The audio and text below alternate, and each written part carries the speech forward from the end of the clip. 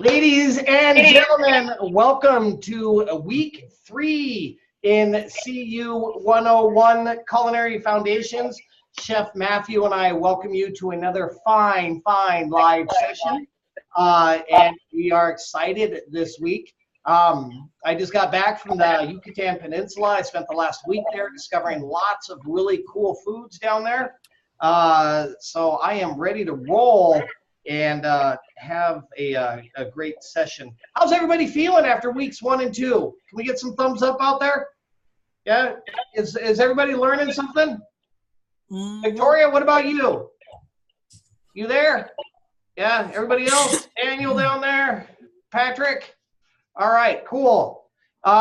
You guys have been doing a very good job at communicating. How many people saw the little video that was sent out earlier today?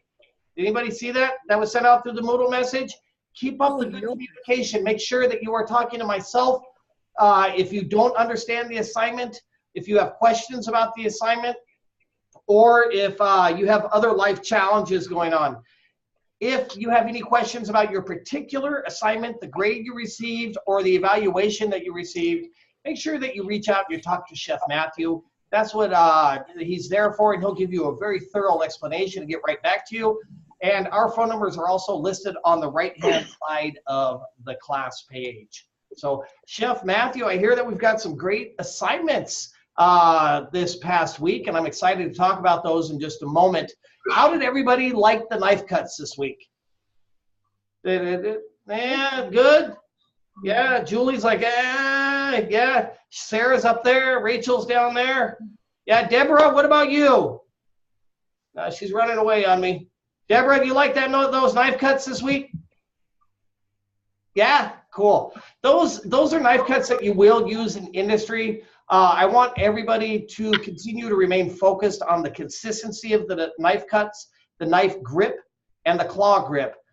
Those are things that you're going to continue to work with for the remainder of your career. Chef Matthew can testify to this.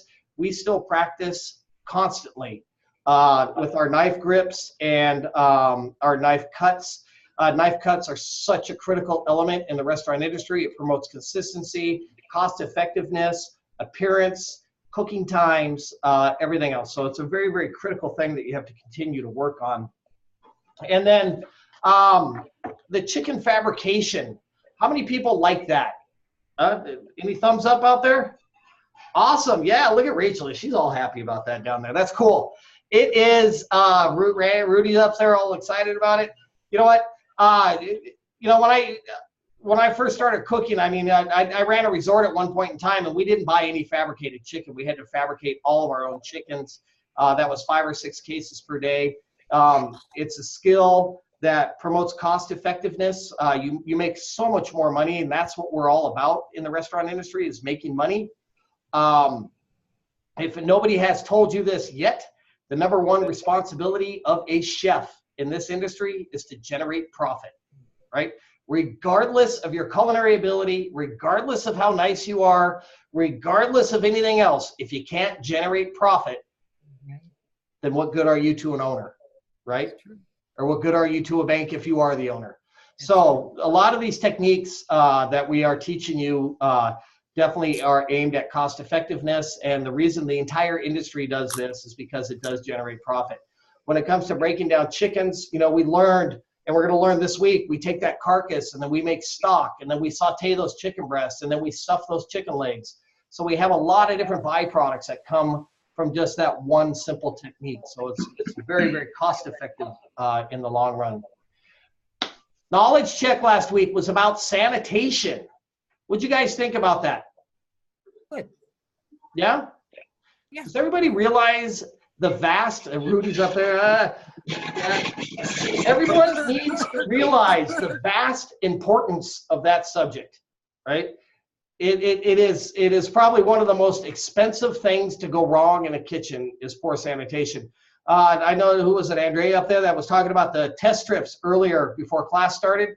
We're not doing that just here in Escoffier. When you are in industry, you will be doing that on a regular basis. And the local inspector will come in and say, hey, you got your test strips? Let me see them. Even if you are just a prep cook, a garde manger cook, you know, the line chef, whatever the case is. These are all critical things, all critical steps that affect thousands of people on a regular basis.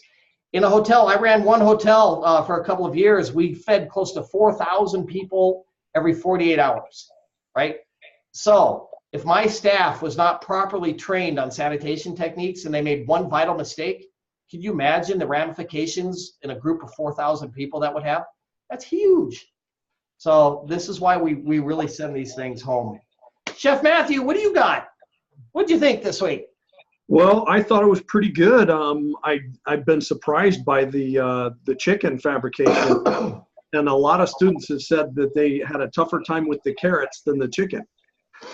I was like, no way. But yeah, I actually, when I look at some of the pictures, just squaring off that carrot for the paisan, that's probably the toughest cut of the week, wasn't it? I see a lot of nods. Yeah. But it's been looking good. I think, you know, there's been some meat that's been left on the bones. That's unfortunate, but you know, that's what that's going to cost you money, but that's something you got to learn. You got to see it on there and realize that you need to do better, and it's just practice. So I went through that too, cutting chicken, and butchering is something that you get rusty at. So when I go back to cutting chicken after not doing it for a while, I make some mistakes. That's just the way it is. So could you, how the sanitation issues look this week with Sanitation Solution? And it was better than week one, and more people with the test strips, more people with the buckets. Still a couple don't have them, but we're working on that, and we've been flexible because we know, you got to have it to do it. So I saw another pair of feet. Uh-oh. Did you really? Yep. Oh, no. That's a bad habit, people. And the habits that we're developing now here in CU 101 are life-affecting habits. And once you get into industry, if you show up to work without wearing shoes, they're going to chase you out that back door. You know, that's critical. How'd the uniforms look? They're looking better and better. So pretty much everybody's wearing them, and I'm seeing them throughout all the pictures. So. Oh, good. Yeah. Yeah, lots of hats, right? Yeah, lots of hats. Good job, everyone. That's fantastic. That gets me excited. You know, everybody's doing that. Are the knife cuts looking consistent? Yeah, they're getting better. And everybody, after week one, everybody's starting to put all their cuts right up next to the ruler, just like I want them, so I can I can measure them. You know, if it's just a cup or a pile on the cutting board, you know, they could be 2-inch by 2-inch squares, and you know, I don't want to misjudge that. So here's a magical question. How's everybody doing getting their assignments in early?